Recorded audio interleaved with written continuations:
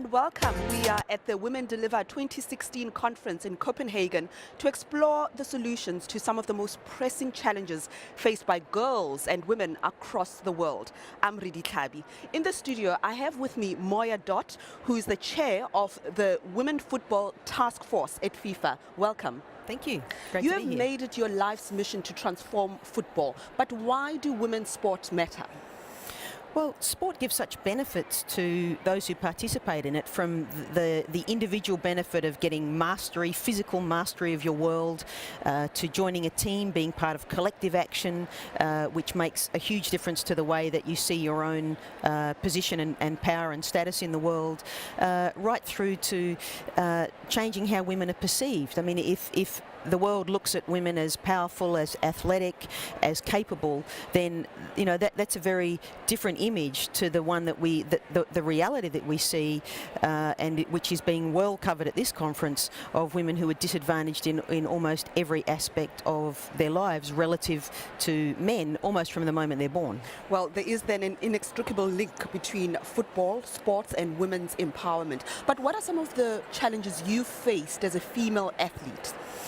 Well, the women's sport pyramid is less resourced, less developed, less lucrative than the men's sport pyramid in almost every respect from the beginning. So, I think the first challenge for a girl who wants to play sport is accessibility. Does she have, is there somewhere to play? Is there a team she can play in? Is there a place that is safe to play in?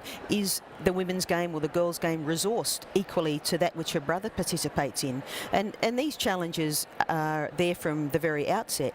I mean, they're changing these days, and I think there's much more awareness of the importance of girls having access to playtime, to leisure time. But in many parts of the world, there is such a degree of son preference that a girl is fed after her brother, she is educated after her brother, and she's certainly given access to leisure and playtime after her brother. So these are some of the things that I think conferences like this can help address the mindset, so that she does have access to the good things that sport brings her. Moya, it's quite astonishing that in 2016 we're still even debating the remuneration of female athletes. I'm asking this because in tennis it was quite controversial about what female tennis players are paid versus the male tennis players.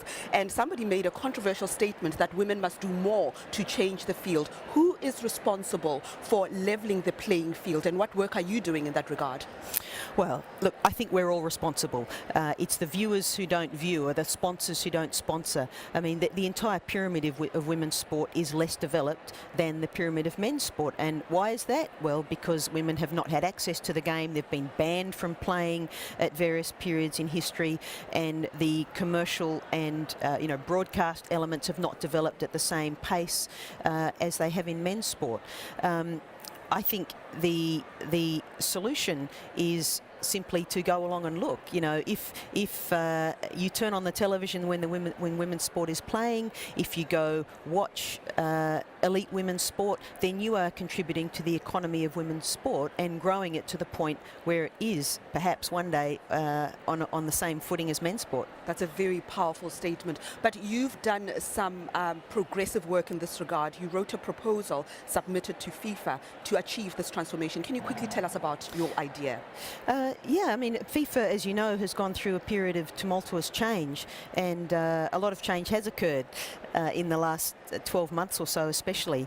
There was a reform process which began last year, and I and others made a submission to the Reform Committee that women should be included at the level of 30% in all decision-making bodies, and that there should be a Title IX style regime to ensure that resources created equal opportunities as between girls and boys, men and women, right throughout the system. Now, in the end, not everything was adopted, but there have been some significant changes in FIFA. First of all, there will be 6 women on the FIFA Council, the governing body of council, out of 37 in total, so that's 16%. That's a very big step in the right direction. There has been adopted into the statutory objectives of FIFA the promotion of women's football. It's a statutory object now, a first level priority.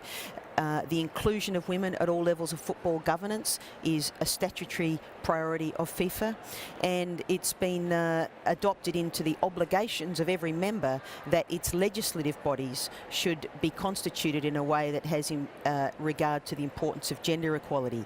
So, these steps are significant. They're not everything, but I'm sure you noticed that a few days ago it was announced that a woman has been appointed to be the first ever female Secretary General of FIFA. That is Fatma Samura, and we're all looking forward to the difference that she'll make. Indeed. Well, I hope that comforts one of our viewers from our virtual conference who asked a question, is it time to take legislative action on equality in women's sports? And I think you've just touched on that with that bold proposal and some of the changes that we've seen at FIFA. Thank you so much, Moya Dot, for joining us today. Thank you for having me.